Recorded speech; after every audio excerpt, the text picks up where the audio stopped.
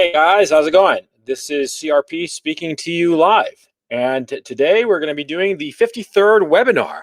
It's been a full year since I started the weekly webinar, and it's pretty cool. Oh, let me put my picture there so you guys can see me. How's it going? And as usual, just to relieve my paranoia, could you please do a quick sound check? Hit +1 to make sure that everybody can hear me. I'll wait for a chat to catch up. And yeah, so it's been a full year since I started the weekly webinar series, and it's been a hell of a lot of fun. And today is episode number 53. So we are officially into the second season. And so I decided to change the template of my PowerPoint presentation, as you can see. And yeah, I'm really looking forward to this.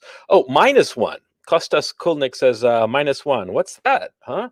So anyway, you'll tell me later, I suppose. Anyway, great to have you all here.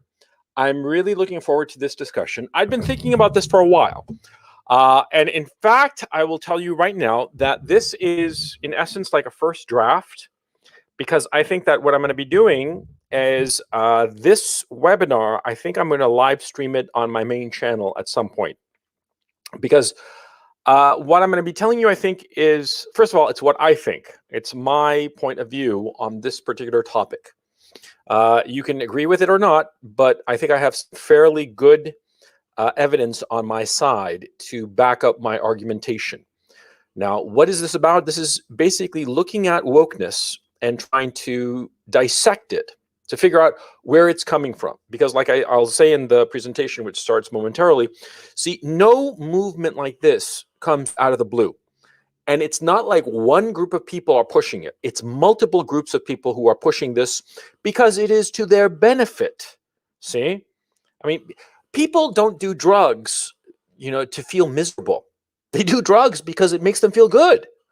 People don't get behind a crazy ideology just because they're crazy. No, they're getting something from it. And it's important to understand what that is. You have to understand people's motivation in order to combat, resist, or at least avoid what's coming at you. And so that's the point of this broadcast. And like I said, this, I think, is going to be, I don't want to step on my Patreon subscriber toes, but I think that what I'm going to be doing is I'm going to be doing this version of it, and then I'm going to revamp it a little bit with more feedback from you guys, and then do a public broadcast on this. Now, I'm very aware of how dangerous this is, because it's going to be really easy for people to say that I'm a racist. That because of what I'm going to be saying, I'm going to be speaking very forthrightly and directly about a lot of touchy issues.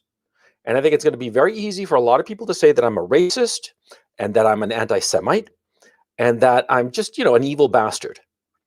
But I think that somebody should say something, okay? And I think that a lot of people are going to agree with my analysis. And that's why I want to put it out there, so that people can look at this analysis, and if they agree, join it. And if they don't agree, they can perfect it. But I think I'm on the right track. And so here's the dissection of wokeness. So let's get started. No more. Oh yeah, and thanks a lot for the compliment on the hair. What do you think? Do I look sufficiently fascist? Yeah, with a beard, and vowels at the end of my first and last name. What the hell? Am I a fascist? Am I a white supremacist? Who knows? Maybe I am. Maybe I'm not. The haircut and the words say fascist. The brown skin and the last name, and first name sound like BIPOC. So, it's all very confusing. Ah! Okay, enough of my yapping and my fooling around. Let's get cracking with the presentation. Okay, I'm going to be off camera during this presentation, because it's pointless for you guys to see my face while I'm doing the presentation. And it's better for you guys to be able to see in higher resolution the slideshow that I'm going to be presenting. So here goes. Wokeness, a dissection. Now, first of all, you have to understand about wokeness. Wokeness is a major social movement, whether we like it or not. A lot of us think it's completely idiotic. a lot of us think that, the people spouting this woke nonsense, that all is racism and white privilege and all this crap, we think that it's bullshit. In fact, it is bullshit. But that doesn't take away from the fact that it is a major social movement. So it pays us to analyze it. Okay? You always want to face your enemy square in the face. You want to look him in the eye and figure him out. And that's what we're going to do. Now, what is wokeness? It's a view that all disparities in outcomes are the result of racism, and wokeness ignores or denies any other cause. And this is a key issue, okay? The differences in outcome are only and exclusively because of racism. Nothing else matters. This assumes and or implies that all people are identical except for the color of their skin. Hence, differences between groups are quote unquote social constructs. Now, this, of course, flies in the face of basic facts. I did a video a couple of days ago, last Wednesday's video, when I said that not all people are equal. And in it, I said that, there are Dutch people Dutch people on average are very tall. Vietnamese people on average are very short. Is there some Vietnamese person who's extremely tall? Sure. Is there some Dutch person who's extremely short? Sure. I'm just saying that on average, one group of people is taller than the other, and this is not controversial. You talk to a Vietnamese person, the most nationalistic Vietnamese person you can find, and he'll nod casual and say, yeah, that's true. It's obvious. There are differences between people, but wokeness assumes that there are no differences between people, and that any difference in outcome is because of racism exclusively, not because of the inherent qualities of the people, either in the aggregate or individually. Okay, and this is key because it denies individual failure and labels it the product of as the product. Excuse me. It denies individual failure as the product of individual responsibility. That is, all individual failures are the product of racism, not personal failings or bad luck. Now, we all know that in life, we try to accomplish different things. And sometimes we're just simply not up to the task. I mean, it can be something as trivial as trying to lose weight, or as monumental as, reaching Mount Everest. And sometimes we're just not up to the task. Sometimes our personal failings, failure of will, failure of effort, failure of intelligence, failure of knowledge, failure of whatever sort, keeps us from achieving our goal. And sometimes, in fact, I would argue most of the time, our failures are because of bad luck. Because sometimes we try to achieve something and we don't because of bad luck. I can look back on my own life and look at a number of things that I tried to do and I failed, not because I wasn't giving it my all and not because I didn't have the capability to do it, but just, I was unlucky. Because that's life. But wokeness denies this. It denies individual failure. It relieves the individual of personal responsibility for their failure. Wokeness seeks to change the institutions so as to eliminate disparities of outcome, even if it means destroying the purpose of the institution. This should scare the shit out of anybody with a thinking brain. It is trying to not only seep into an institution, not only change the outcome of the institution so that there is no disparity of outcome along racial lines, but it is willing to destroy the institution in order to eliminate these disparities of outcome. You see? Wokeness holds whites collectively responsible for any failures of racial minorities. This, again, should scare the shit out of any thinking human being. This means that basically whites as a collective are guilty of the failure of any racial minority, both collectively and individually. Okay? Ultimately, wokeness is the incitement and weaponization of racial resentment. Because, see, this is a key issue, man. I mean, this is the nub of the whole thing. See, racial resentment, what is that? Racial resentment is that you, by virtue of belonging to a race, a particular race, whatsoever that race may be, resent or dislike or look down upon some other race because they do better than you. Imagine I'm a Latino, and imagine I resented black people because they're better athletes than me. And I said that, the fact that they're better athletes, it's their it's because of all blacks, right? That would be racism. And of course, you would say that that is a racist attitude. But this is essentially what racial resentment is. It's looking at other people not as individuals, but as examples of a particular race, a collective, and hating that collective and that individual because they belong to that race, which you think has been unjust to you. You see? That's racial resentment, and it's exceedingly dangerous. Okay? Now, no, no individual, no major social movement has a single cause. You got to keep that in mind. A lot of people have this weird notion that they think that if they could solve one thing, one problem, wokeness would poof, magically disappear. No. Wokeness has gathered behind it a whole bunch of different people that have contradictory aims, but they are all behind wokeness, pushing it forward because wokeness alleviates the different problems that these different groups have. Okay?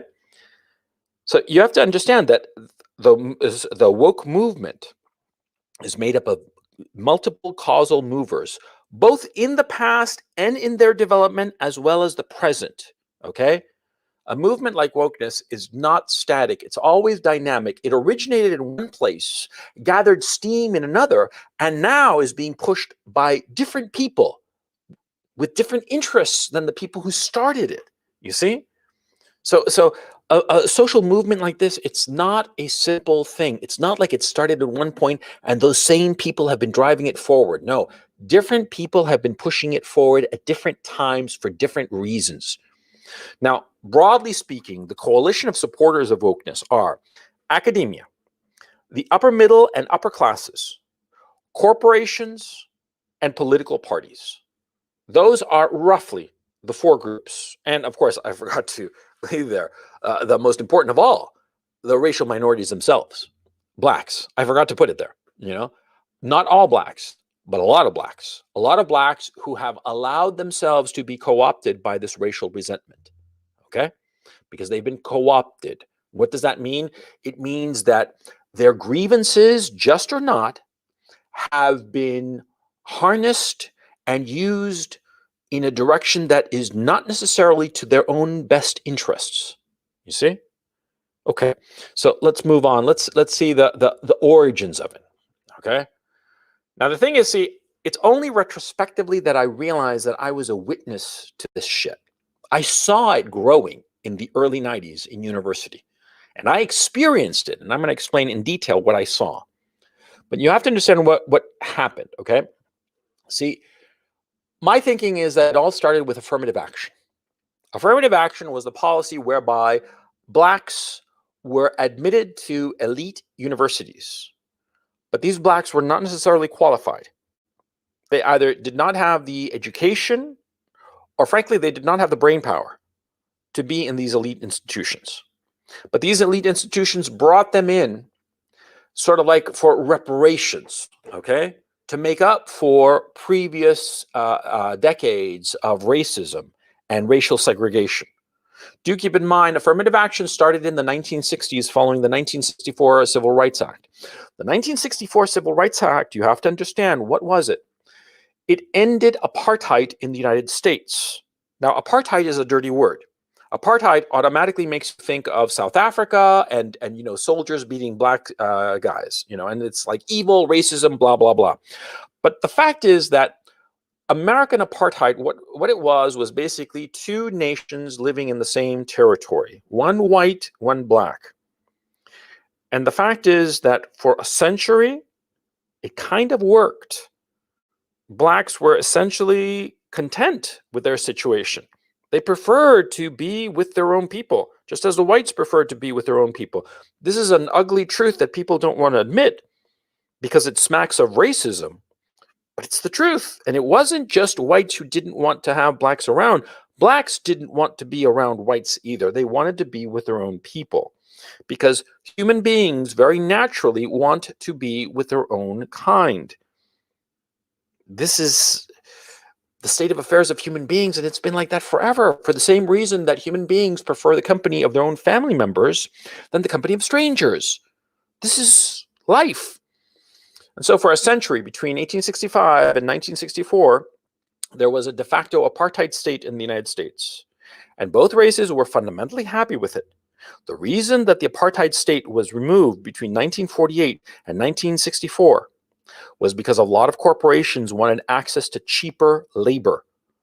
Corporations pushed for the civil rights legislation.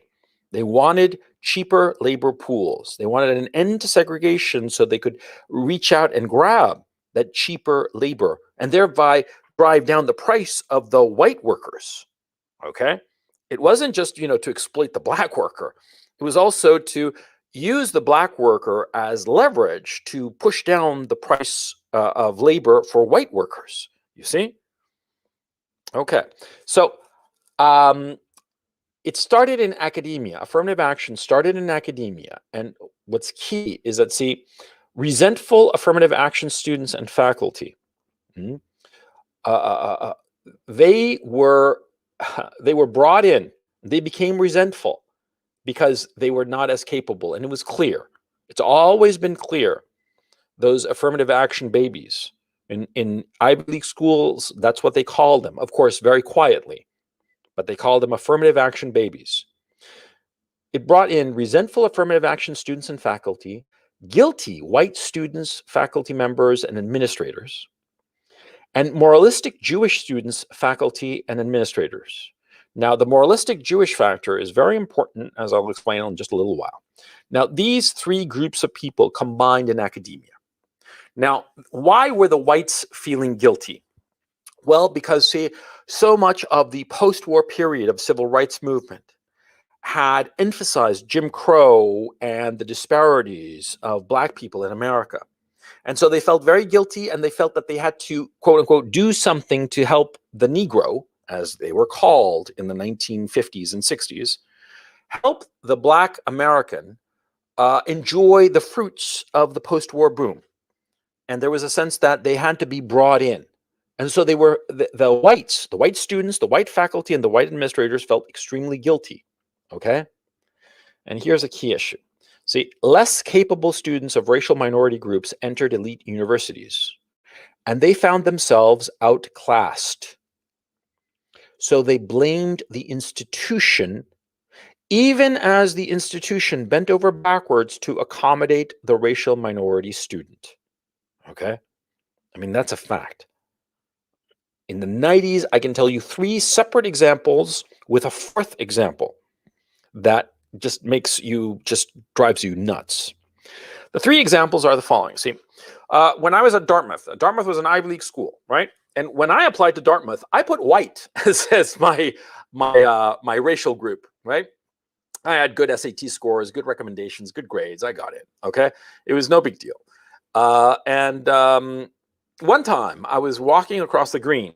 The green was the big campus square. And as I'm walking across the green, what happens is that, there's this guy, a black guy, and he's walking next to me. And I'd known him casually. I don't even remember his name, okay? I mean, I don't remember any of the people from Dartmouth, their names. I mean, I remember a handful of people. I remember everybody's faces, though. Anyway, I remember this guy. He was a black kid. He was a little bit shorter than me, I remember. Actually, a lot shorter than me. He was like, I don't know, he must have been like 5'8", something like that. I'm 6 feet. And he's walking with me, and he's a nice guy. And I'd met him around in some frat party or other, no problem. And we just gotten our grades, and I was all bummed out because in some class or other, I sort of like tanked the final, and I hadn't gotten a really good grade. I got like a B, okay? And at Dartmouth, everybody would say, man, I mean, and all the Ivies, because I talked to guys who are at Yale or Harvard or Princeton or Brown or whatever, Brown especially. And I was like, you show up and you get a B. Okay. I mean, it's that simple, really. There was rampant grade inflation, right? It was not difficult to get a B. And I'd gotten a B. And I was like pissed. And he is happy as a clam And I said to him, "Well, you must have gotten your grades. You did good." And he was like, "Yeah, I got all C's." And I was like, "What the fuck?" I mean, I hadn't mentioned my grades. I hadn't told him that I was all bummed out because of this B. I got an A and an A minus, I think, in my other classes or whatever, because you took 3 classes at Dartmouth per term. Okay. And this guy was like all C, and he said that he'd gotten like C plus, C, and C minus. Okay. Or maybe C and C and a C minus, or C plus, and C minus. I forget. The only thing I remember is that he had gotten a C minus. And I was like, how the fuck do you get a C minus, man? I mean, I didn't tell him that, of course. That's what I was thinking. Okay. Because it was like, Jesus fucking Christ. It was just, like I said, you show up and you get a B. And this fucker had a C minus. And I'm like, how? Anyway, he was smiling at me, and he said to me in this conspiratorial voice, because of course my first name and last name is Gonzalo Lira, obviously Latino, yeah. Cabrón, I Latino, man. I represent the Latinx. Anyway, I mean, he looks at me like conspiratorial, like we're in the same boat. And he said to me words that I will never forget as long as I live. He said, I'm not really supposed to be here, referring to Dartmouth. And of course, he wasn't supposed to be there. He'd just gotten the grades because he was black. Okay. And that's a fact. Okay, that's one story. Second story was a guy. I'm not going to say his name because you can Google him easily, because his name I remember. He was a black guy. He was involved in all the black student shit. And he had been caught plagiarizing not once, but twice. Okay. Once on some fucking paper for some class, which should have, instantly expulsion, right? And the other time he had plagiarized an opinion piece for the Daily Dartmouth, right? And in his piece in the Daily Dartmouth, do you know where this fuckstick had plagiarized from? He'd plagiarized from an op-ed in the New York fucking Times. I mean, motherfucker, we are in Hanover, New Hampshire at Dartmouth College. All the people there read the fucking New York Times. I read the New York Times in my dorm room, okay? Yeah, somebody would always like buy a copy, and we'd like, pass it around and read different sections of it, okay? And this idiot had plagiarized an op-ed from the New York Times. He had plagiarized twice. The first time had been hush-hush. But when he plagiarized this op-ed article, right, the first incident of plagiarism for a class came out, right? And everybody was like in an uproar and all the rest of it. And what happened to him? He didn't get expelled. Then there was a third guy who, yeah, I remember his fucking name. This fucker was essentially a sexual predator. He had sexually assaulted several girls, white girls, okay? And every time he got a pass, I mean, it had been like 3 times. And again, he was deeply involved in Shabazz Hall, which was the name of the black-only hall, okay? And Shabazz Hall was just a den of just pot smoking and dealing and coke dealing. And I mean, if you wanted coke on campus, you went to Shabazz Hall, right? Let alone pot. And frankly, kind of like thuggish, okay? I mean, it was like really kind of like gangster shit. I mean, just weird. I mean, you didn't go unless you really wanted coke, okay? Because pot could be found anywhere, but coke, it was pretty much Shabazz Hall. And this guy was neck deep in all that shit. And it came out that he had sexually assaulted at least 3 girls who had testified. And nothing happened to the guy. He was allowed to graduate. And last I heard a few years ago, I looked him up maybe 10 years ago, he was working at some NGO that had some weird connections to the government out in Washington, D.C. The guy's a piece of shit. And that's what he was doing. See? These 3 guys, an example, okay? Now the 4th guy. There was this black guy. I remember his name very clearly because he had a fairly unusual name. It was an African name, but he wasn't African. He was American, or African American, whatever. But he was not like, from Nigeria or whatever the fuck. He was from the US. And he had this African name. I remember him very clearly. And this fucker was learning Japanese. Okay. And he was like a big fucking brain. I mean, it's like a real big brain. Okay. He was picking up Japanese, reading, writing, and doing it outstanding. I mean, doing really fucking well. And he was the guy who was angriest of them all. I remember talking to him. And he would tell me that most of the blacks at Dartmouth were fucking idiots. He said that, okay? Not fucking idiots. I mean, he used another expression, but he used an expletive of some sort. I don't remember what it was. I wish I did. But I remember talking to him over beers one time at some fraternity. And he was a nice guy. He was a great guy. And I saw him all the time because I was working at Bartlett Hall, teaching computers to professors, right? And he would be in and out there because Bartlett Hall was also the language center. And he was a smart motherfucker. I mean, really, really fucking smart. And this guy was so angry at the fact that all these incompetent black students were there because he said that because of it, people looked at him like he was incompetent. Now that's a fucking tragedy. I mean, that's a real fucking tragedy, okay? The guy realized that because of affirmative action, nobody took his achievements seriously, even though he'd earned them, because of the incompetence of the other affirmative action babies. He had earned his spot, but people looked at him like, see? And it drove him up the fucking wall. It filled him with resentment. And resentment that was, it didn't have any direction because he understood, he was smart enough to understand what the fuck was going on. And he realized it was not like the fault of any one person, okay? But it was just the way things were. And it infuriated him. And so this kind of racial resentment, okay? This is where it's coming from. You got the blacks who are incompetent and they know it. And they know that they get a pass.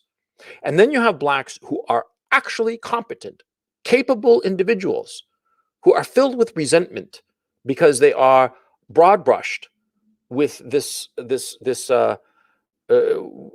characterization of being incompetent because they were affirmative action babies when they were not. See? I mean, it's really like a fucking catch-22. It drives them nuts, obviously, and with good reason. So anyway, that was my experience, and that I've only recently kind of put it all together and realized that this affirmative action stuff created such enormous resentment among the upper echelon of blacks because either they were incompetent affirmative action babies or they were capable people whom everybody assumed were equally incompetent. Okay? Because here comes the next part. See, white guilt in academia over slavery and Jim Crow laws, which ended in 1964, led to whites excusing away black underperformance. Guilt exploited by resentful, underperforming blacks got them even more preferential treatment. See? Because I remember that guy who plagiarized and that guy who sexually assaulted. I remember both of those guys, rather, pushing and pushing the whole racist shit. Pushing it and pushing it and pushing it and getting stuff from the administrators because they felt guilty, okay? Now, another component, it's a true component and it is very obvious, but nobody really wants to talk about it, is the fact that there were moralistic Jewish academics who would browbeat whites over past sins and self-consciously take up the cause of black racism. In essence, they were using blacks as human shields to ward off anti-Semitism by playing this double game of being white and being minorities. Schrodinger's minority. Being white when it suited them and browbeating whites. The typical trope was, as a fellow white person, which they used to use on Twitter until so many people pointed out that Jewish Twitter started to realize they better not stop doing that because it's really fucking obvious. And on the other hand, claiming that they were a minority, persecuted just like blacks, even though they were white. Okay? And so this double game, where they exploited racial resentment, inadvertently or not, it's irrelevant. It's what they did. Okay? The intent is not important. I have no doubt that so many Jewish and white people pushed the whole issue of racism out of Simon pure motives, totally moral pure motives. I have no doubt. But the net effect of that is just to exacerbate racial resentment. And racial resentment is the fuel of wokeness. You got to understand that. If you understand anything, you have to understand that. It started with racial resentment. And this racial resentment started with affirmative action. Because what is affirmative action? I mean, it's a real fucking simple question. What is affirmative action? It is preferential treatment to somebody, to some individual, based on their race. That's what affirmative action is. And because of it, because you happen to be Black, you get something or you are treated a certain way that you should not be treated. Either you get prizes or you avoid punishment strictly because you happen to be Black. And that causes resentment, especially in the recipients of this largesse, because they know that what they have achieved is not properly theirs, or is not properly theirs, or nobody believes that it is properly theirs. See? Like the Japanese kid, or the African-American kid who studied Japanese, people didn't believe that he'd earned it, even though he had. See? See how cruel it was? Anyway, going back.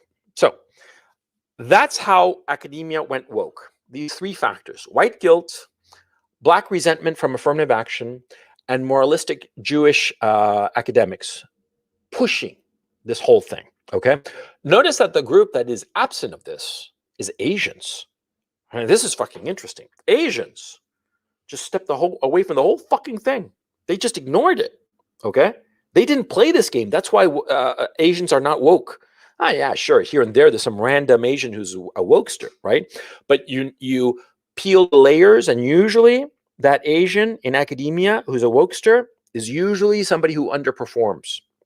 Usually somebody who's not that capable. Yeah. Because they look at this whole thing because they are meritocratic. They believe in meritocracy. Okay. And they play to win. See? Okay. So anyway, the effects of academia going woke are catastrophic.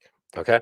All the students passing through academia are heavily influenced by wokeness, often becoming converts and carrying out woke policies as adults, as we've been seeing. I mean, shit. If this wokester bullshit has been going on since at least the late 80s, well, that's 40 years ago, 33 years ago, right? 33, 35 years ago, roughly. So that's like a generation and a half of people, okay? I mean, when they say that, in university, a full generation is 7 years, right? Because when you're a freshman, you know the seniors, who's like 3 years ahead of you. And when you're a senior, you know the freshman, who's 3 years behind you. So it's basically a 7-year window. 35 years, that's 5 generations of university students, okay? 5 generations of university students, of course it's going to be spread around. Okay, so you have the students who are heavily woke, and the university education declines in quality, of course, because it caters to the wokesters and the people who are racially resentful, and removes standards, the standards of excellence, because they are considered racist, i.e. white. See? Because if something is keeping you from something, wokesterism basically says that it's racism. And therefore, if standards of excellence are keeping you from achieving something, some position that you want, well, then the standards of excellence are racist. See the logic, the pernicious logic of it? Okay, anyway, let's go on. That's the origins, okay? Now, the second part of this is really fucking key. Excuse me. It's really fucking key, and you have to understand this. I mean, it's fucking essential you understand this. Wealth disparity, okay? See, poor Blacks, as well as Blacks who did not succeed as they might have hoped, middle class and even upper middle class and even upper class Blacks who didn't achieve the great heights that they had wanted to, because few people in life achieve the great heights that we want to. Well, poor Blacks and these other resentful Blacks who are angry that they didn't get what they want, they latched on to wokeness to explain away their low socioeconomic status or the fact of their failure. Okay? So Blacks as a whole, not all, but a good 75% or more, they're woke because it's an easy way to explain their failure socioeconomically. Okay? Why aren't whites, poor whites, woke? For the obvious reason. Because, see, if you're a poor white, You're part of the white privilege, white culture, racist meritocracy. And so you can't claim racism. Of course not. You're poor white. You probably have been seriously oppressed. You're socioeconomically at the bottom. You're living in fucking Appalachia or wherever the fuck, poor white trash lives nowadays, right? And what, can you claim racism? No, you're a white guy. You can't claim wokeness. You can't claim the racial resentment. See how neat it is? So anyway, this is why most blacks are woke, because if they're poor, they can blame their poverty on racism. If they are middle class, and upper class, but they have not succeeded or achieved the dreams that they had, and none of us achieved the dreams that we've had, we can blame the fact of our failure, not on the fact that, we were unlucky or didn't have what it took to reach that mountaintop, whatsoever it might have been. No, we blame it all on racism. It's the perfect excuse. Blacks can excuse everything negative in their lives on racism. And that's why they become woke. But why are rich white people woke? Now, that's the key question. It's really fucking easy once you look at it, okay? Simple answer. The best defense is a good offense, okay? Wealthy whites, both individually and collectively as corporations. Remember, whites are individuals, but also whites as corporations. They latched onto wokeness as a way to distract from the gross wealth disparity. Now, this is something that people don't pay enough attention to in all sides of society, but they should. Wealth disparity in the United States is catastrophic, and people don't want to look at it. But it's true. It's disgusting and despicable and horrible. Huh? And if you actually look at what it is, the difference between the haves and the have-nots, a guy who's in the top 1%, you know how much he's earning? He's earning minimum $500,000 a year. That's his gross income, before taxes. A medium household in the United States, potentially with two earners, earns $50,000 a year. Okay? So the top 1% earned 10 times the median, the average. Okay? And you go higher, the 10% of the top 1%, and it goes parabolic. These fuckers earn so much fucking money. And there are so many ways that they are protected from taxes. I mean, I know a little bit about this. If you want to minimize your tax liability, it's fairly easy to do it. Minimize it to the point where you're paying net. And if you're smart and you know more or less what you're doing, you're paying maybe, say, 3% of your gross adjusted income. Not kidding. And here's the issue. See, the more money you make, the more vehicles exist to minimize your tax liability as a percentage, not in nominal terms, but percentage terms.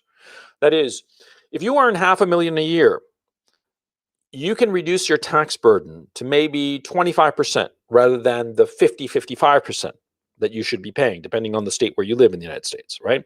You're earning $500,000, you could probably reduce it pretty easily to about 25 to 30%. If you're earning, say, $5 million a year, there are lots of ways that you can minimize your tax burden so you're only paying about, say, 10%. Yeah.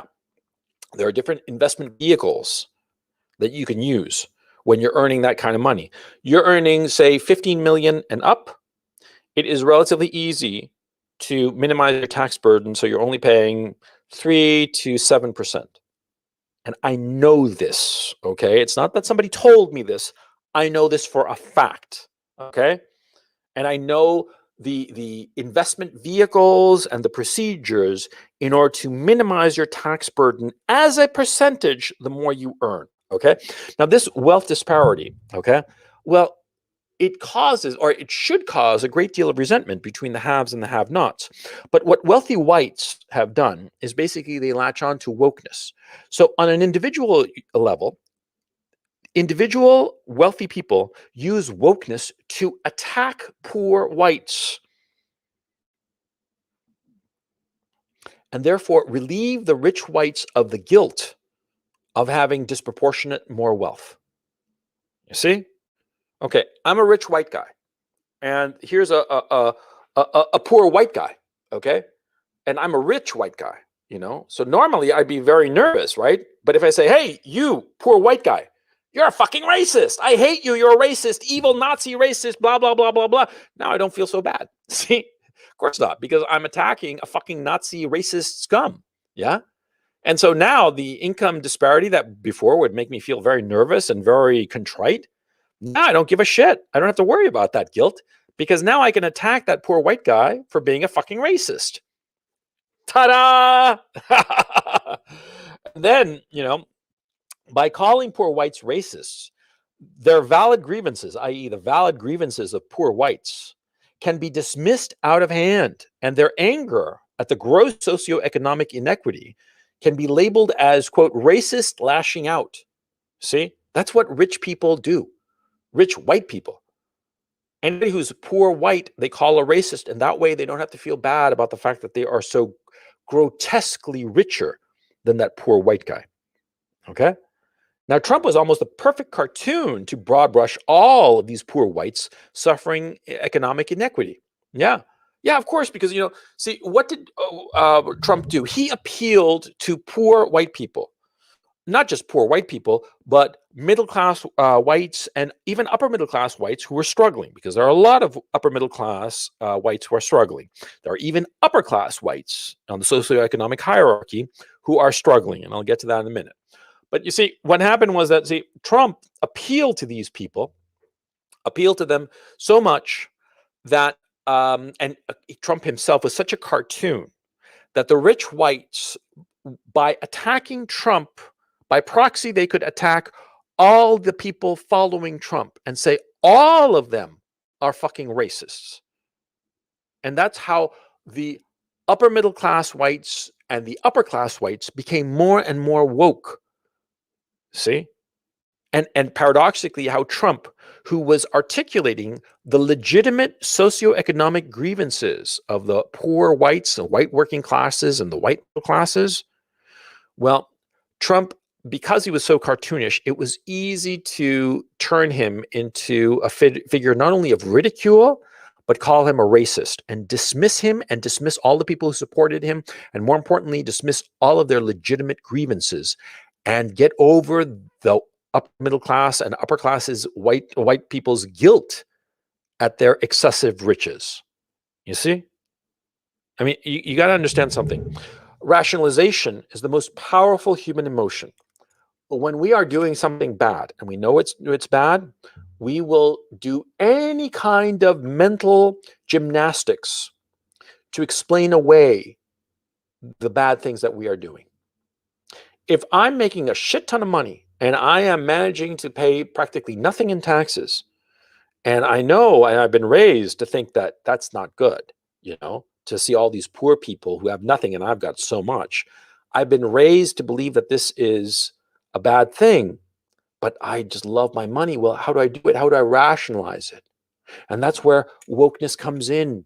It helps the rich white people feel good about themselves, about being rich, because they can hate the people, white people, the working class people who have nothing. And they have nothing because the rich white person is grabbing it all. You see? But you don't feel so bad if you label the person you're stealing from him, but he's a racist, so it's okay. You see? You see how it works? It's fucking despicable, if you ask me. But anyway, let me get back to this this thing here, my outline. As I was saying, yeah. So there was that situation. That's how the upper white classes became woke. Now, further, upper middle class and upper class whites went to elite universities where they were bathed in wokeness, and they saw incompetent blacks, further making them secret racists. Okay, this is something that people don't talk about at all. Okay, I mean, they do not fucking talk about it, but I'm gonna fucking talk about it because why the fuck not? See, how can I put this delicately? Most upper class and upper middle class whites think that black people are stupid. That's the long and short of it. They think that black people, not just some black people, but all black people are dumb and incompetent. Yeah. And they're not racist, okay? They'll smile at black people and say please and hello and be polite and all the rest of it, yeah, but they think that they're stupid, and incompetent and just mentally retarded. Yeah, slightly above a 5-year-old child in terms of cognitive ability. That's what most upper middle class and upper class white people think of black people. And the reason is affirmative action. It's as simple as that. Because every black person that they met in university was a fucking idiot. It's as simple as that. It's not complicated. Every black person they met did not deserve to be there. The whites don't think that about Asians, okay? They think that Asians are capable, okay? And in fact, they trust Asians a lot more than they trust even whites in certain professions and occupations, like anything involving math or medicine. Oh yeah, they'll go with the Asian doctor, yeah, long before the white doctor, unless the white doctor is Jewish, okay? But they will never go to the black doctor. They'll never trust the black doctor. If they see the black doctor, they'll do the checkup. But if anything comes up, a little bit hinky, they'll go and get a second opinion from preferably a Jewish or an Asian doctor. Yeah. Or in its defect, a white doctor, but not a black doctor. No. If it's something serious, they want a white or Jewish or Asian doctor. Yeah. It's because of affirmative action. Because all these upper middle class people were exposed to black people in universities, and none of those black people, or let me phrase it, the majority of those black people did not deserve to be there. Some of them did, like the example I told you of that black guy who was studying Japanese, right? He deserved to be there. But see, he was a minority within the blacks who were there. The majority of the blacks at the elite institutions didn't deserve to be there. And so these people are all, paradoxically enough, racist. Yeah, they look at blacks like incompetence. Yeah, I mean, I don't know what to tell you. I mean, I personally, when I come across a black person, I take them at face value. When I come across a black person, an Asian person, any person, and I listen to them individually, I don't have any preconceived notions because I don't think of myself as particularly virtuous. I just just listen to everybody, okay? And most of the time, I think that the black person I'm talking to is an idiot because most of the people I talk to, I come to consider idiots, okay? Because I'm an arrogant asshole. But it's not because they're black. It's just because they happen to be a person, because I think that most people are fools, okay? So I don't know if that makes me a racist or just, what you call it, Steppenwolf. I'm stepping, somebody who doesn't like people, period. The word is slipping my mind. Chat, remind me of the word or help me with the word. Well, I'll have to wait for you guys to catch up. But you see what I'm saying? See, my point is that, see, the upper middle class and upper class people in the United States, they look down on blacks, okay? And black people sense it. You can always sense when somebody is looking down on you, okay? It's really fucking easy, when people are smiling at you and you realize this guy thinks I'm a fucking moron, okay? And you also realize, of course, when somebody thinks that you're a fucking moron at first, and then you say a few things and they're like, oh, okay. And they readjust their conception of you. It's happened to me lots of times because of the fact that I'm Hispanic, because this kind of looking down on blacks by white people, it happens with Hispanics too. Because most of the Hispanics at the Ivy League universities, they were fucking incompetent. They were, no question. I knew them. They were fucking idiots. And I'm not saying this in the sense of like I was saying before. No. They were genuinely, they didn't have what it took to be there, but they were there because of affirmative action. I'm talking about these Latinos, okay? And so there is this racism by whites, secret racism, and sometimes they don't even realize it themselves, okay? But their condescension towards blacks and Hispanics, it's really fucking obvious, okay? And in a little bit, I'll tell you a story that happened with one of my professors that on the one hand, it guaranteed me an easy grade, and on the other hand, it made me feel deeply ashamed, but I'll get to that in a minute. Well, fuck it, I'll just tell you now.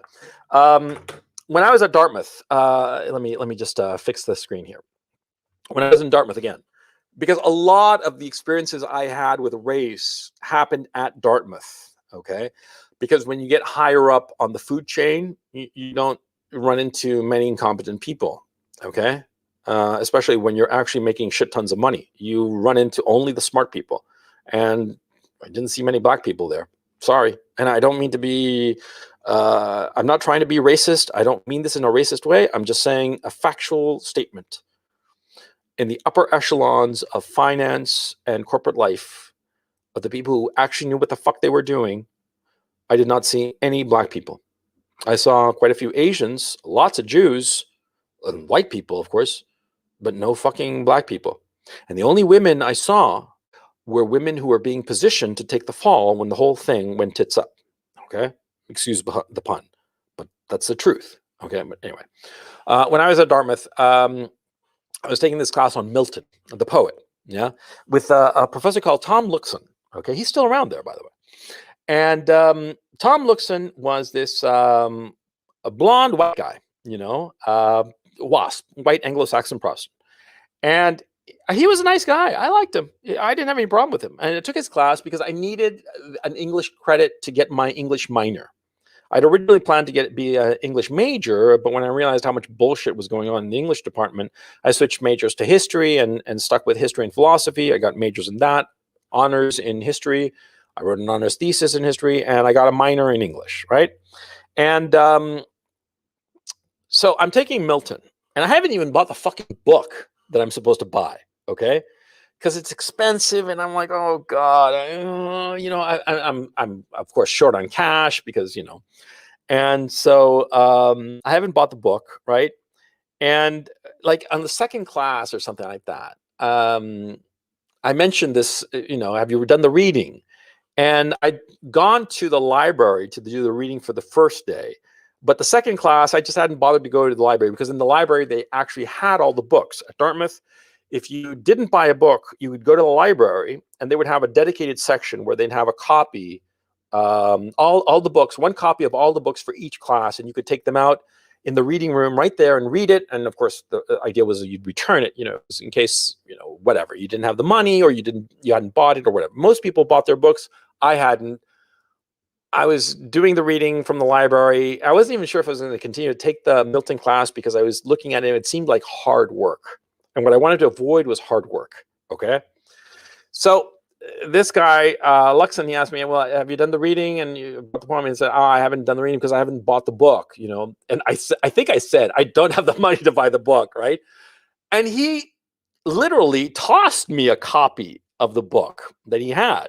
Yeah. And I caught it and he was like, okay, read the poem and you can keep the copy. Okay, great. I saved myself $15 or whatever the fuck it was at the time. Right. And so, yeah, sure. I continued doing it. And then I realized like the third or fourth class that he was cutting me all kinds of slack. He was letting slide the fact that I was late with papers, that, my exams were just a lot of bullshit. He was letting me slide and I realized it. And I took advantage of it, fully took advantage of it. Fuck yeah, of course. What the fuck you think I'm going to do, right? Some professor gave me the book and he's a soft grader with me, letting me slide and, encouraging my class participation. It was really fucking blatant. I remember talking to some girl there, some acquaintance, and she was like, Jesus, man, he just basically got down on his knees and gave me a blowjob in class. Yeah. And by the way, I wasn't like sexually attractive and he wasn't gay. So it wasn't anything like that going on. But it was like really, I was getting favoritism, but I was incompetent. I wasn't studying. I wasn't doing the fucking reading, nothing. Okay. And then it dawned on me. It was the first time that it had ever happened to me that I was getting this racial largesse. You see? I was getting preferential treatment because I was a poor minority. Boo-hoo. And I fucking took advantage of it. And I was carrying like, I would say like a B minus, a B as I rolled into the final. And it was a paper. And I was like, fuck it. I'm going to crank down on this fucker. Right. And I did crank down. And I got a very respectable grade. I don't remember what it was. It might have been an A minus. I think it was an A minus. But I didn't really deserve it. Because the quality of my work during the term had been really below par. I should have squeaked by with a B. Okay.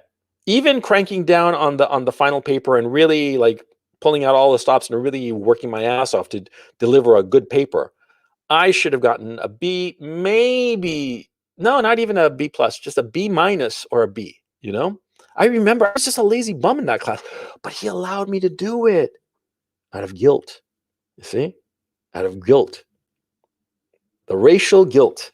And of course I exploited it. Of course I was, even though at the time, and now I'm kind of ashamed to admit it, but it was true, see? So if somebody like me, whom at the time thought it was bullshit, okay, even though I couldn't articulate it as clearly as I'm articulating now because a whole bunch of shit has happened since then. But you see my point. See, even though I couldn't articulate it, even at the time, I was against all this bullshit. But even then, I took advantage of it.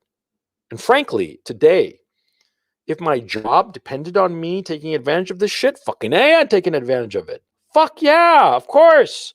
Because I'm a human being and human beings are fucking lazy. Huh? So anyway, getting back to this shit. Yeah. So you got the secret races, right? Now, crucially, and this is something really important, upper middle and upper class young people are realizing that they will likely have a less materially successful life than their parents. And this anxiety, resentment can very easily be channeled into wokeness. See? Because see, if your situation, your future economic situation is not going to be very good, what would you do? You would protest and say, more food for the working man, shit like that, right? Less rich people, shit like that. But it's very easy to just shift that and say, no more racism. See? And so you got a lot of the upper middle class and upper class kids who are socioeconomically insecure who are becoming woke because it's easy to channel their anxiety, their socioeconomic anxiety, and get behind wokeness and say that the reason of all this socioeconomic inequality is racism. You see? Yeah, that's how you have upper middle and upper class whites of different age groups who are in favor of wokeness. Now, on a corporate level, it's even simpler. See, on a corporate level, having a woke HR department, human resources department, and a woke PR department, it costs less than paying a fair share of taxes. Simple as that.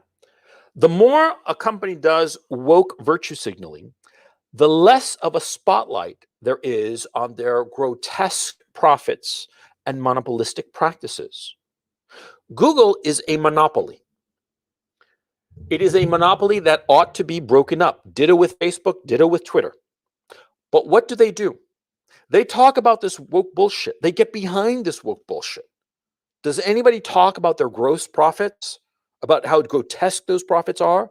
Does anybody talk about their monopolistic practices and how they squeeze out competitors and how they are censoring free speech? No! They don't talk about that. They talk about how these companies are woke. You see? You see how easy it is for a company. I've talked to several guys who are in corporate America right now, and all of them say that this is the best fucking thing ever. Because any malfeasance or anything immoral or anything really despicable that they might be doing, they just virtue signal. They just virtue signal and they say, toxic masculinity like Gillette did.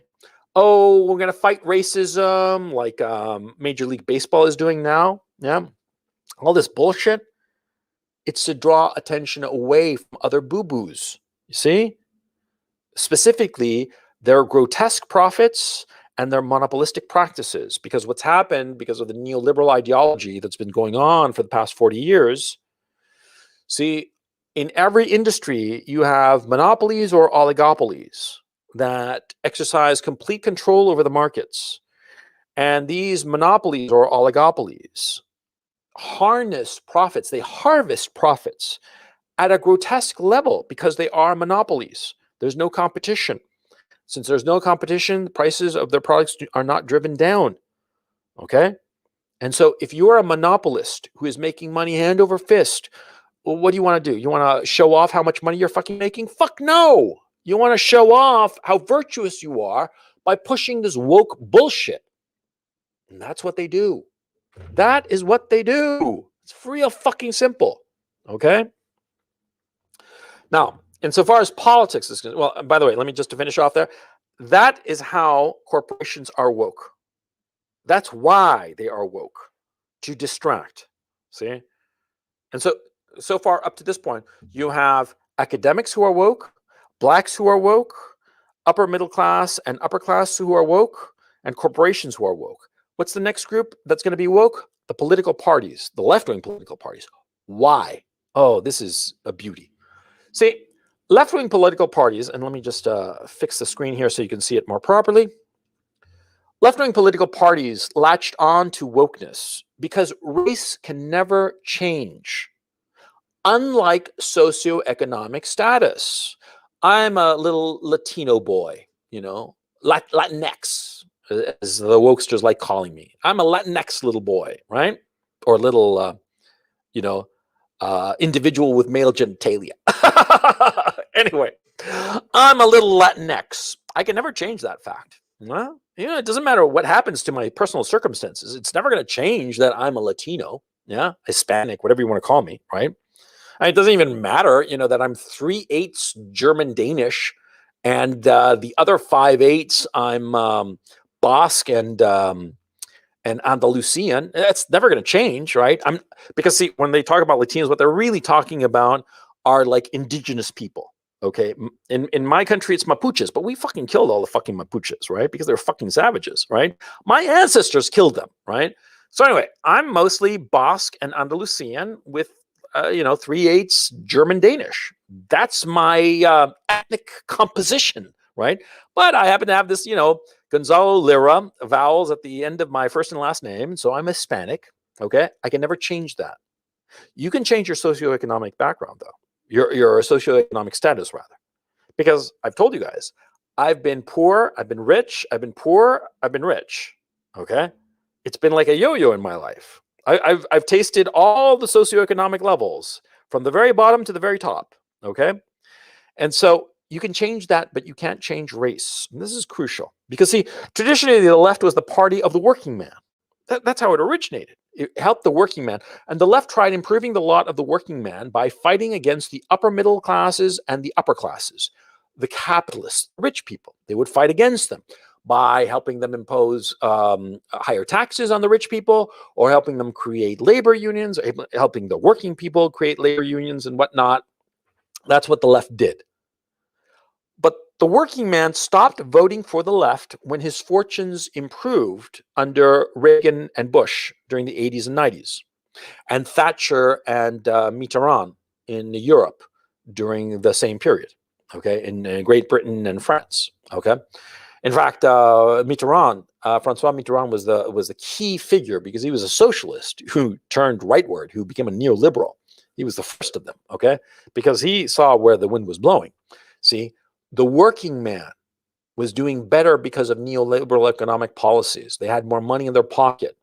And so, of course, when you have more money in your pocket and you have more stuff in your life, more cars and houses and shit like that, you become naturally more conservative. And you abandon the left-wing Revolutionary Party and join up with the conservative stable party, i.e. the Republicans or conservatives in the UK. That's what happened. Okay. And so the left, this betrayal, because that's how the left viewed it, it was a betrayal by the working classes, made the left turn to a demographic that would never leave them. Racial minorities, because you can't change your fucking race. Okay. No matter what Rachel Dolezal might say. But in order to keep the support of the racial minorities, the left had to inflame racial resentment. See, I mean, you got to keep in mind, if you are the subject of racism, say, but you don't know it, you're going to live a happy life. Maybe your whole existence is kind of shitty because of racism, right? Maybe life for you kind of sucks because of racism. But since you don't know, you're living your life. And suppose you have a life and you're a racial minority and you don't suffer any racism, period. I mean, full stop. You don't suffer any.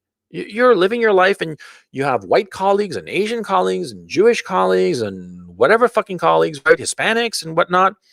And it's all like, United Colors of Benetton, living happily ever after, kumbaya every night and shit, right? But if somebody comes and inflames racial resentment and says to you that, oh, you don't have that car that you wanted because of racism. Huh? You see? You see? Well, the left needed to inflame racial resentment in order to hold on to this new demographic. See? They had to rabble rouse. That's what they did. Okay? The left had to constantly claim that all the ills of the racial minority are the result of racism, and racism can never be fixed or solved. That's the beauty of it. That's the beauty of it, man. See, if you are suffering from racism, how do you solve it? Is the racist going to say one day, you know something, I'm really tired of being racist, and I'm never going to be a racist ever again? No, that's not going to happen. So it can never end. Okay. See, racism can never be cured, never solved, never fixed.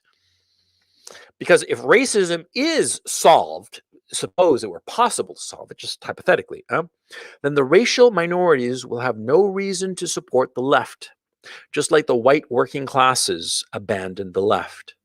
You see, the left needs wokeness, racial resentment, needs it to hold on to these minorities that will politically support the left. And that's why they have to inflame racism. They can't allow racism to be solved. They can't. And conveniently, by the way, and this is the funny part, really funny part.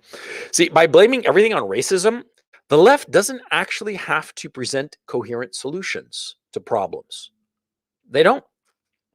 All they have to do to maintain power is to stoke racial resentment. See?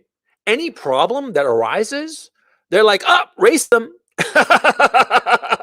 They never have to fix anything. All they have to do is stoke racial resentment and throw some money in the direction of the racial minority.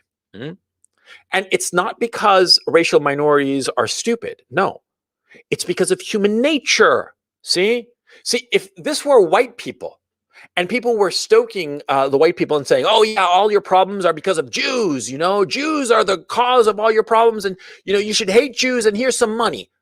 The same fucking thing would happen. Because it's human nature. If you stoke people's resentment, and everybody is resentful, you, me, everyone, all of us, we are all resentful of different things. And sometimes we keep those resentments deep in our hearts, and we never, ever, ever want to unlock that door because we know how ugly it really is. Okay? And some of us walk around with resentments on our sleeves, and we are ready to scream at the thing that we resent as a way to mask our failures in life. And this is the truth about the human condition. Okay?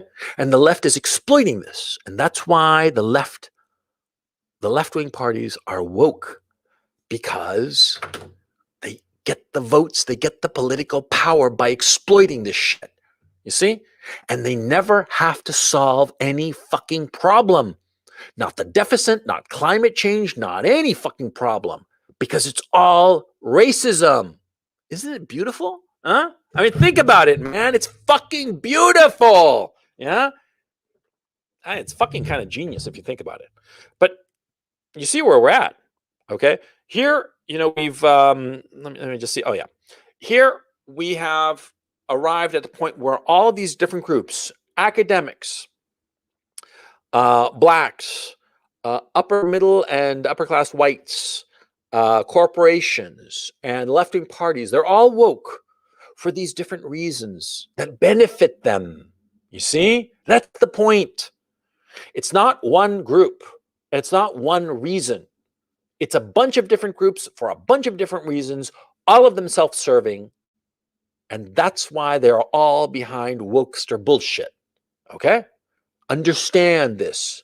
And when somebody says to you that if we only solve this one problem, you tell them you're a fucking idiot. Because they are. Because they are multiple causes among multiple groups. It's beyond like hitting like a whack-a-mole, like at a county fair, okay? It's beyond that because it's all these different groups that have all these different issues. See? And it's all based on resentment. And resentment is the most evil emotion in human beings' inventory of emotions. You have to keep that in mind, because resentment will lead people to do horrifying things. And we've seen it before. We've seen it in the French Revolution. We saw it in the Russian Revolution. We saw it in Cambodia. We're seeing it in Venezuela. In all of these cases, what happens is violence, extreme violence. And sometimes one side wins and sometimes the other side wins, but it doesn't really matter in the end. Both sides lose because of the amount of violence that is unleashed. And here we come to the future. Here is the part that I personally, quite frankly, it scares the shit out of me. Okay? This is the stuff that really just like, holy fucking shit, we're in trouble. Okay? So let me do a big screen and let me just discuss it. Okay, so the future. Unlike income inequality, racial resentment cannot be solved or fixed. And you got to understand that. First of all, you cannot solve this shit. Okay? Because with income inequality, with wealth disparity, with rich people get taxed more and more monies and more opportunities given to poor, and all of a sudden it just gets equalized. That's basically what happened during the 70s and 80s and 90s with the neoliberal economic policies. See? But racial resentment cannot be solved or fixed. It's forever because you can't change the color of your skin. Okay? Therefore, in theory, if racial resentment is increasingly fomented, there ought to come a moment when blacks erupt in widespread violence against their, quote, oppressors, i.e. whites and other white minorities, Asians and Jews, because Asians aren't white, obviously, but they're perceived as white. I mean, they're even starting to say that they're white. Huh? Now, this is all in theory, and in theory, it makes complete sense. In fact, what have we seen? Well, in fact, we saw blacks erupt in violence in 2020. But the violence was directed to black neighborhoods for the time being. Okay. This harmed blacks' socioeconomic situation even more. And this, of course, causes even more racial resentment. Now, the next stages of increased wokeness / racial resentment will be, and it's very obvious to predict it, number one, blacks and other wokesters, and of course I'm talking white wokesters, start attacking successful minorities, i.e. Asians and Jews. We are seeing this. We're seeing it right now, okay? It's in the fucking news every fucking day. The Asians are getting attacked, and the wokesters are saying it's white supremacy. It's not fucking white supremacy. It's the racial resentment of blacks against those who are doing well, other minorities who are successful. Because, of course, if there is another minority that is doing well, it gives lie to the fact that the society is racist. That's the point. See, that's the thing. See, think of it. I'm Hispanic, and yeah, cabrón, man. I live in the barrio, cabrón, man. I don't have any money, man. I can't buy my sneakers, man. I cholo, man. My life sucks, cabrón. You know, it's because of white man, the white privilege, cabrón, the racist white guy.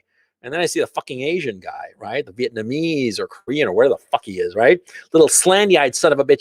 Hey, cabrón, how come you got money? How come you got car, man? I don't have nothing, cabrón. The racist white guy. And he's not fucking white, but cabrón, he's got the shit, man. Not fair. He's an honorary white man, cabrón. He a white man, but like he's slanty-eyed and yellow, but he's a white man. You see? It's really fucking obvious. The people who have been victimized by all this racial resentment, i.e. the minorities who are not as successful, blacks or Hispanics or whatever the fuck, they look at other minorities that are successful socioeconomically, and they identify them with the white, privileged, racist oppressors. And so what do? They attack them. It's really fucking simple. It's not fucking complicated. Human beings are not complicated. They're fundamentally simple. Okay. So anyway, so you're going to have more wokesters, blacks, Hispanics, white wokesters a lot of these white upper middle class and upper class young people with no opportunities, i.e., Antifa, attacking Asians and Jews. Okay, it's happening with Asians, and Jews are not far behind, and the Jews know it. They're scared. Okay, Jews as a community, they're always smart.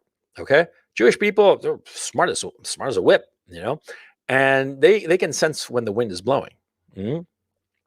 Collectively, yeah, and they know that it's coming their way, and they're scared shitless. Okay, the Weinstein brothers, they're kind of like the bleeding edge of that because they know where this shit is going, and it's not going to be good for Jewish people. Okay, and just like it's bad for Asian people, now they're beating the shit out of elderly Asians. But you wait, they're going to start to kick the shit out of just regular Asian people, men, women, children, everybody. Okay, yeah, because that's what racial resentment does. Okay, now that's the first stage. Now, the second stage, blacks and other wokesters start attacking random and blameless whites. Okay, that's the next stage. It'll be when the Asians, kicking the shit out of the Asians and the Jews is not enough. It's going to be when more and more wokesters start saying that it's the white guy who did it. The whites are evil. And we're seeing this. We're seeing the institutional attacks on white people. We're seeing, like, for instance, in some Oakland, I believe, they have like this program that they're going to give like $500 a month to everybody who's not white. This is like institutional racism against whites. You're going to see that, more of that, and eventually it's going to be violence against whites and perfectly random, blameless whites, just as there is this perfectly random attacks on blameless Asians and blameless Jews. Just random people, come on, whatever the fuck some 84-year-old Asian person did, gentleman or lady, they're an elderly person. They don't deserve to get the shit kicked out of them. Come on. But that's what's happening to them. We're seeing it. Yeah. And where is it coming from? Interestingly enough, it's coming from a lot of black people, but like randomly, like they're just like snapping. And why? It's because human nature. Because if you get fed enough of this bullshit of racial resentment, eventually you snap and you lash out at the first avatar of your resentment. And that's the neighborhood Asian person. See? Okay. So they're going to start to go after white people. And then the third stage, and this is where it gets hairy. Okay. The whites start fighting back and attacking any and all blacks and wokesters after some particularly egregious incident. This is a key issue. See, this is where the white people just decide, fuck it. If I see the next black person or the next wokester, okay, I'm going to kick the shit out of him. I'm going to shoot him. I don't give a fuck. I don't give a fuck how blameless that black person is, that wokester is. Huh? The wokester could be a fucking pacifist. The black person can be fucking Martin Luther King come back to earth, but I'm going to shoot that fucker right between the fucking eyes. That's inevitable. See? It's inevitably going to happen because see, there is going to be widespread violence against white people up to a point, up to some trigger moment. And that trigger moment will mark the beginning of the Civil War. And here is the key issue. The singular issue. Okay. In the United States, you have something like 400 million guns. Number one.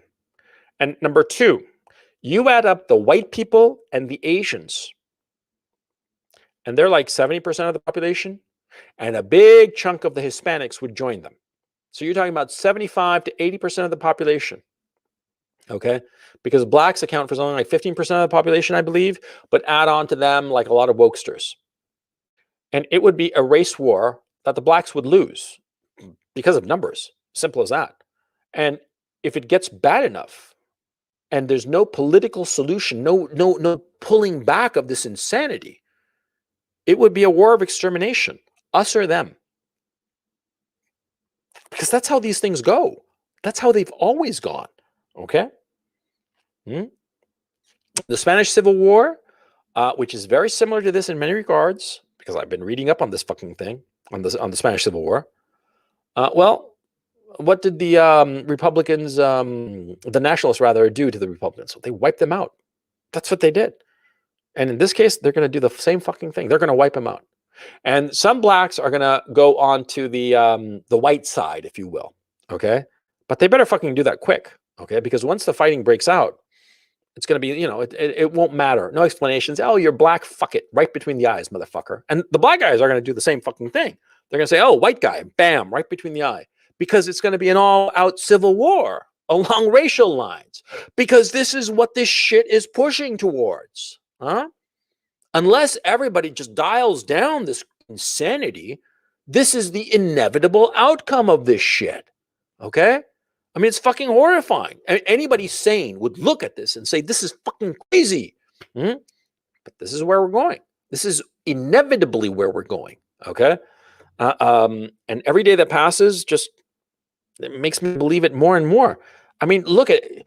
You tell me where I'm making a mistake here. You tell me where my logical inference is wrong. Please, I want to know. I mean, I'm going to kick open the discussion just a little bit and bring people on to talk about this shit. But I want you to tell me, where am I wrong? Okay? If this racial resentment has no end, because it doesn't, there is no way to end this shit, because you can't not change the color of your skin. Well, where does it end? It ends in all-out violence, all against all, until one group or another is wiped out. And one of those groups is a minority. Black people account for 15% of the US population, and you add up the wokesters, and maybe you've got 20%, maybe if you're lucky. Okay? And that 20% will be wiped out for real, wiped out. Okay? That's the fucking inevitability of the shit. Huh? Come on. So I'm like, I think that's inevitable. Okay? Too many people in positions of power and influence are benefiting from wokeness to stop it before it's too late. And that's the key issue. That's the thing that bothers me the most, but it's the truth. See, when something is benefiting a group of people or an individual, he's not going to stop, even if he knows that it's bad for him. I mean, look at drug addiction, for instance. Okay? Drug addiction is an easy example. We all know that drugs are bad. Okay? I mean, they make us feel real fucking good, of course, but they're bad long-term, even medium-term. We know it. Okay? I mean, you get drunk, you get hungover, you feel like shit, right? You get drunk every night, you're going to feel hungover every fucking morning, right? And you keep on going in that route, and what's going to happen? You're going to lose your job, you're going to lose your family, and all the rest of it. Ditto with any kind of drug, okay? The only one perhaps is like marijuana, but you'll lose your job for sure. But, with any kind of like serious drugs, like meth, like heroin or shit like that, you're going to lose it all. You know it. You know it. But you keep on doing it, don't you? Because it makes you feel fucking good. Because that's fucking human nature. Because we are like that. Huh? If something makes us feel good, we're not going to stop. And we're always going to negotiate. We're always going to say the same fucking thing. We're going to say, oh yeah, this is really bad, but I'm going to stop. I'm going to stop. I swear, I'm going to stop. Yes, believe me, I'm going to stop as soon as just one more hit, please. And then you OD, and that's that. Look what happened to fucking DMX, huh? You all heard that DMX is like in a fucking coma, had a heart attack because of an OD. The guy's my age, roughly. Why? What the fuck that happened? Because he's a junkie, and he loved his whatever the fuck he was taking, and he pushed it too far, and that's that. It's the same fucking thing with this shit, with this wokester crap. They keep on pushing it so far, the inevitable result, and people never know when to dial it back until it's too fucking late. See, that's why I think it's inevitable. And this, boys and girls, has been my presentation and dissection of wokesterism. I hope that this has helped you and educated you. And I want to emphasize a key point here. See, like I said at the beginning, and I've reiterated several times in this conversation, or this monologue, whatever you want to call it. Wokesterism, this social movement, number one, it exists. And it's not going away, number one. Number two, it is not pushed by one group of people. You have to understand the different groups of people pushing it and why they are pushing it. They are all getting a benefit from pushing it, okay? And number three, there is no obvious way to dial it back. That's the long and short of it. because too many people are getting short-term benefits. They are getting high on the short term off of this bullshit. They smoke this woke crack and they are getting high. And so they are not paying attention to the inevitable crash, which I hope that you understand my logic in laying out what will happen. And I hope to God I'm wrong. And fuck it, you guys know I've been wrong lots of times before. Remember when I talked about the COVID pandemic and we're all going to die and, you know, better like get all the food you can, blah, blah. And look what happened, right? It was all a big old nothing burger. But anyway, I've been wrong lots of times. I hope I'm wrong now. But right now, the way things are going, I don't think so. Yeah. Okay, let me throw it open. Let me throw out the link to the chat. Copy to clipboard. Hang on. You little shits. There, I'm posting it. I just posted it. Anybody who wants to hop on and talk about this, because I haven't been paying attention to chat at all. Do you think that race war will expand to Canada and France, places with lots of diversity, says FH? Good question. Yes, I do believe so. I do believe so. Oops. No, that's not what I wanted to do. Oops, that's not what I wanted to do. And that's not what that's what I wanted to do. And this is what I want to do. Yeah, I want to make it nice and neat, all professional and shit like that. Yeah. I think that there's going to be a lot of fucking race wars going on in Canada and France and other peoples that have had this forced diversity shit. Okay. Because it really is forced diversity. And look at Germany. Germany is going to get fucking ugly, you know, because when the worm turns, there are some countries that go out, they go extreme. Like the Germans, they're extremists. They're natural extremists. Okay. They're the kind of guys who, like, you know, eat their bratwurst and drink their beer morning, noon, and night until one day they say, you know something? I'm going to quit drinking, quit eating all this unhealthy food, and I'm going to jog 20 miles a day and get fucking healthy. And they do it. You know, they go all like, yeah, like all extreme like that. And that's the way these fuckers are. So anyway, Jacob, how's it going? You on? See, we got here. Can you hear me, Coach? Yeah. Can you hear me? Yeah, go ahead. What's your question? Hey, so hey man, I've been following you a long time, Patreon since 2018. I've subbed your channel since you were fasting. I just want to tell you this was your best content ever in 3 years of me.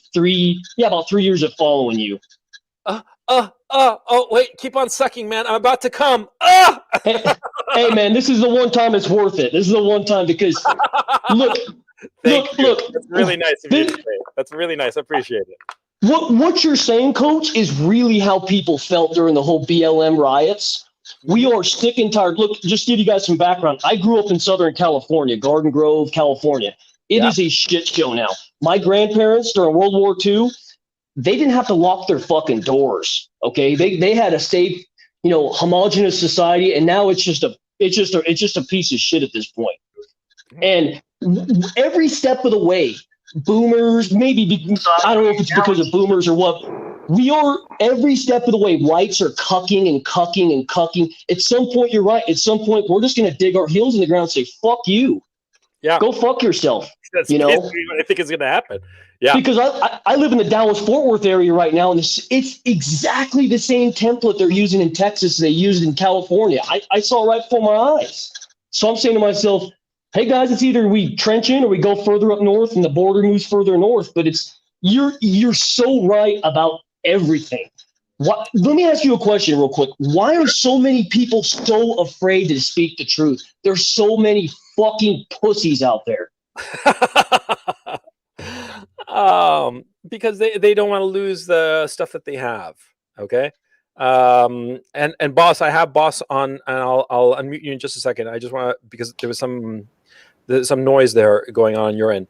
But Jacob, people are afraid, and it's natural, it's normal. Okay. And you shouldn't begrudge people for being afraid, because they want to conserve their home, their job, their livelihood. They want to get by with as little fuss as possible. You shouldn't shit on people for wanting to get through life with as little fuss as possible. It's understandable. But we are getting to that tipping point where you have to, choose sides. And I think that point is rapidly approaching, and I'm choosing a side, as you can tell, obviously. Yeah, I mean, on my side, I mean, look, just to give you guys some background.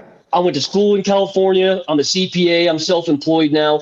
I'm willing to give up every penny of my name, every penny to my name, my house in Carrollton, everything for this. There's nothing more important than your homeland and preserving your own society and preserving America. There's no amount of money I'm willing to trade for that. I'm self-employed. I don't give a damn about giving into these wokesters. In fact, I used to work for a bigger firm until they started introducing all this woke crap. Yeah. And they tried to say, "Oh, little boy, you're gonna like it. You're not only gonna take it, you're gonna like it."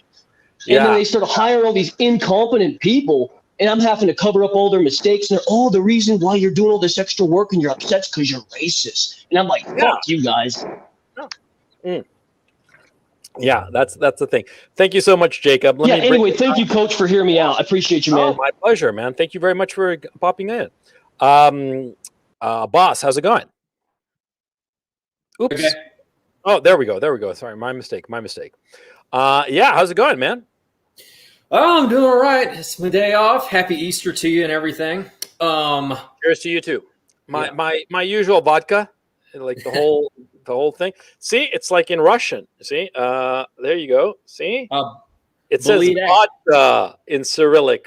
Don't you know it? Hey, anyway, we out here. What's on your mind, man? So I was thinking, along with the potential for violence and everything, I'm inclined to agree on most of it. What do you think as far as like adding to this whole delightful mixture that we have? A little bit of secession on a couple of the states in the union, probably most likely due to the vaccine passport, which inherently, for everything that I'm reading, it's a violation of the 10th Amendment. I think that that's going to trigger a lot of people. Okay.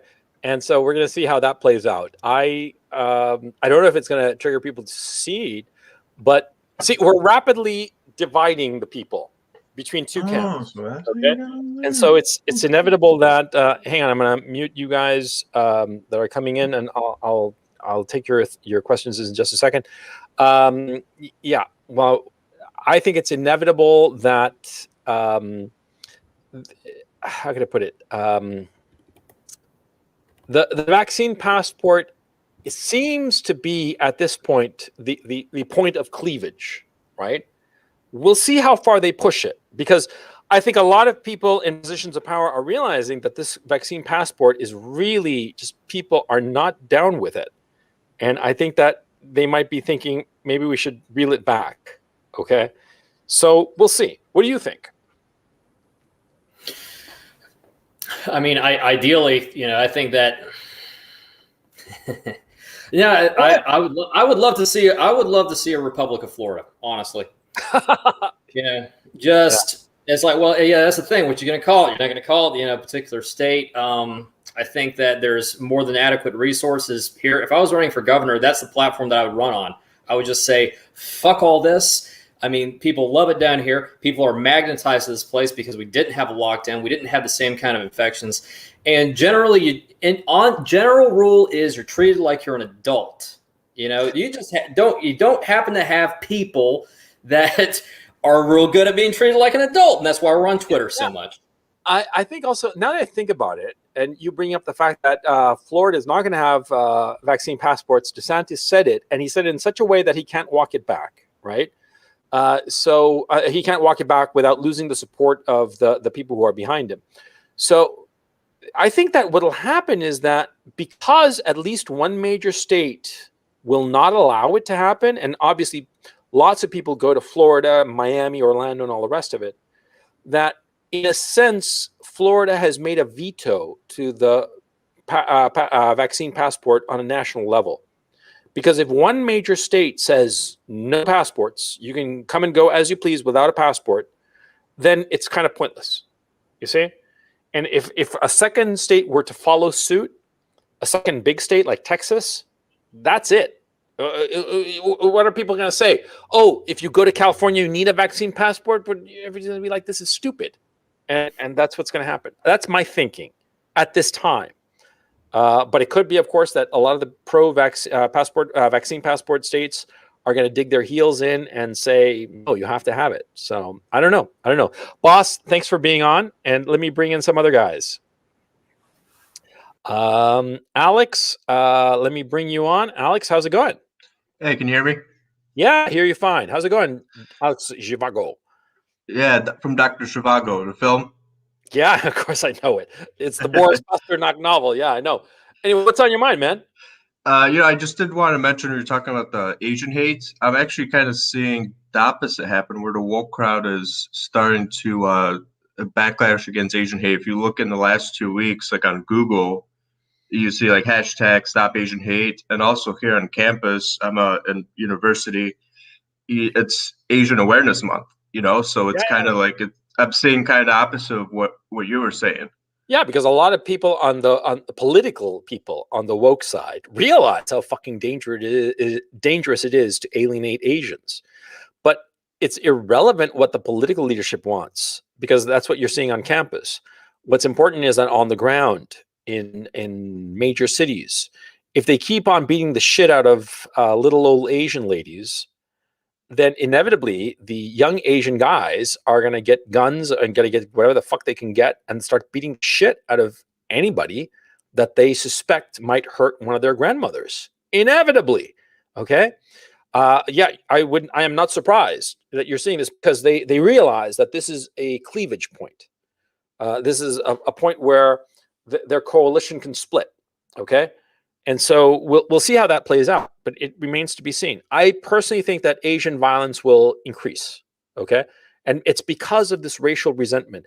Because you got to understand the issue of resentment. Resentment comes from the fact that you are not succeeding to the degree that you think that you should, and other people are. The resentment of a lot of blacks towards whites is that perception. Whether it be true or not is irrelevant, okay? Because there are lots of poor white people who don't have anything in their lives, and very well-to-do black people who have plenty in their lives, materially speaking and socially speaking, right? But these blacks are still have this racial resentment. But if you are a person of one minority and you see another minority that is successful, then that resentment translates towards them. And Asians are the typical example. And so I am curious to see how this plays out, but I think that the violence towards Asians will continue. Will continue. That's my thinking at this time. It remains to be seen. Yeah. I think it's all because of the pandemic. That's where kind of this No, backlash against Stop Asian Hate. don't fall for that trait. Don't fall No? for that trap. Everybody's saying, "Oh, it's because of the pandemic." Bullshit. Okay. No, fuck that. Okay, I'm saying bullshit to you. I'm saying don't fall for that logical trap. Okay. Because, for instance, this that was set up by Jeffrey Katzenberg and what's her name, Whitney, the woman from Meg Whitman, or I forget right now, but QB was this company. Okay. And they lasted 6 months and they folded. They had like $2 billion in investor money from all kinds of big players. And they folded after 2 months. It was a shitty platform. It went kaflooey. That was that. Okay. Now, one of the reasons they gave was because of COVID. Okay. And a lot of people are using COVID as the excuse for any kind of failure or any kind of negative outcome. It's the easy cop out. Don't fall for that logical trap. I'm telling you, not because of what you were saying, which I disagree with, but also in other cases, a lot of people are using it as the cop out to get out. It's like the get out of jail free card. Don't fall for that logical trap, because when you fall for that, you're basically discounting more sophisticated and more accurate explanations to an event that is going on. You see? Yeah, that makes sense. Yeah. Anyway, anything else on your mind, Alec? No, I think I'm going to move back to Eastern Europe. It's great here. Of course, I'm waiting for the Russian invasion, which is going to happen any day now. Not kidding. It's going to be, it's going to be something else, man. What can I say? So anyway, great talking to you, and I'll catch you later. Let me bring in Russell. Russell, are you there? How's it going? Whoop. Hello, Russell. You there? Yeah. Hey, Coach. Hey, happy Sunday. How are you, man? Pretty good. Pretty good. What about yourself? Yeah, so I have a very interesting thing to tell you about. So I used to be an Uber Eats driver, and then they teamed up with Pursuit to help teach minorities IT.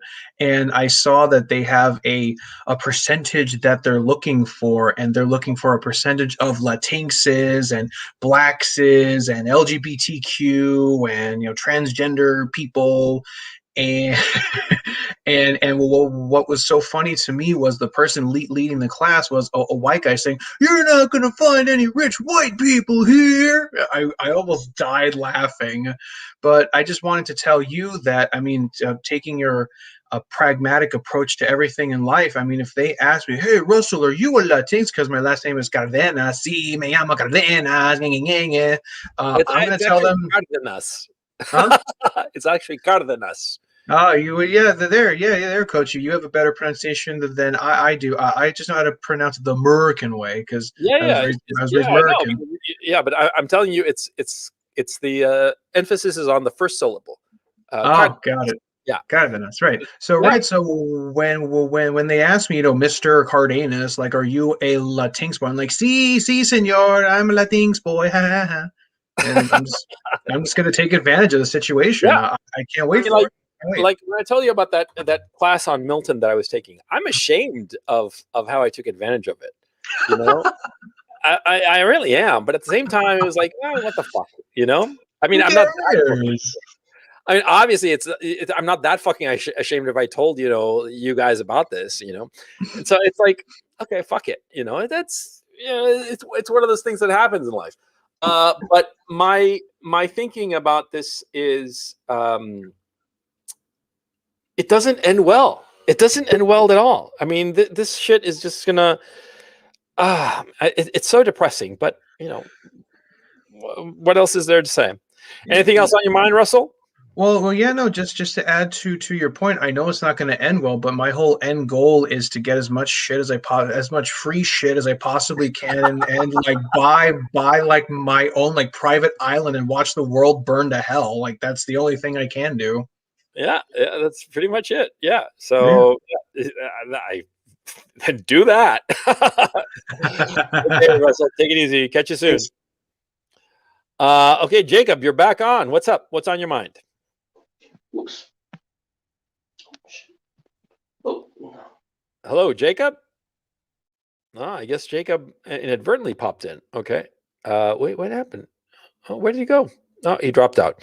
Okay, so for some reason I thought it was a lot later. It's 7:45 my time, and somebody said Starboys said that's racist. I don't know what in this thing is racist. I want to emphasize something in this webinar. See, like I said before, I'm not a racist per se. I don't care.